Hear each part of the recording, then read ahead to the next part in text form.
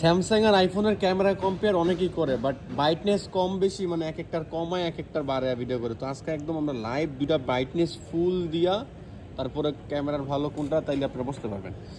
আমরা দুইটা ফোনেরই এখন ফার্স্টে 1x দিয়ে ছবি তুলবো। 1x দিয়ে, ওকে 1x দিয়ে ছবি তুল। এটা হলো 1x আর তারপরে দিব 5x।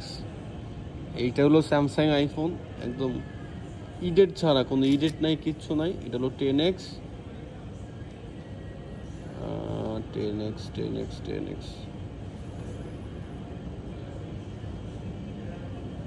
যাই হোক 10x একদম প্রপার দিতে পারতেছি না, তারপরে যতটুকু পসিবল দিলাম।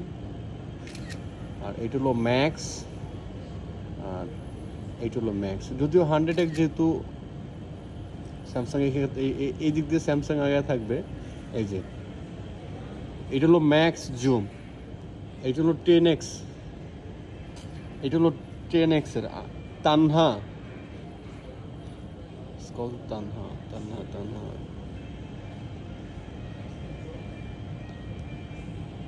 এটা হলো 5x এর ছবি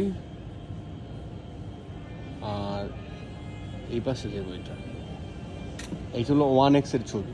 তো আমার মতে যদি ব্রাইটনেসের দিক দিয়ে তুলনা করেন, আমার মতে আইফোনটা best.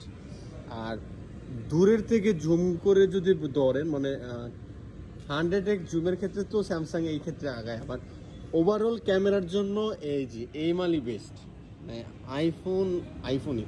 But as a Android হিসাবে অ্যান্ড্রয়েড কিং আপনি ধরতে পারেন স্যামসাংয়ের অ্যান্ড্রয়েডের একটা ফোন ওই হিসাবে, মানে প্রাইসও তো দুইটা ডিফারেন্স। কারণ দেখা যায় যে একটার দামে আপনি দুইটা কিনতে পারতেছেন। এইটার আইফোন 15 প্রো ম্যাক্সের দাম এখনও মার্কেটে 1,50,000 মতো, আর আপনার S24 এর দাম হলো 1,04,000 5,000 6,000 7,000 8,000 এরকম।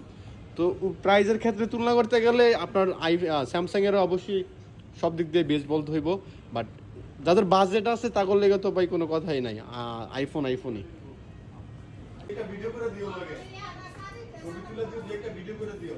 এই পাশে সার্ভার নয়, এই পাশে সার্ভার সুন্দর বেশি। এই যে ক্যামেরাটা কোনো দেখাইবো না, কি ক্যামেরা ট্যামেরা দেখাইবো? ভিডিও বলে অন করে দেখা।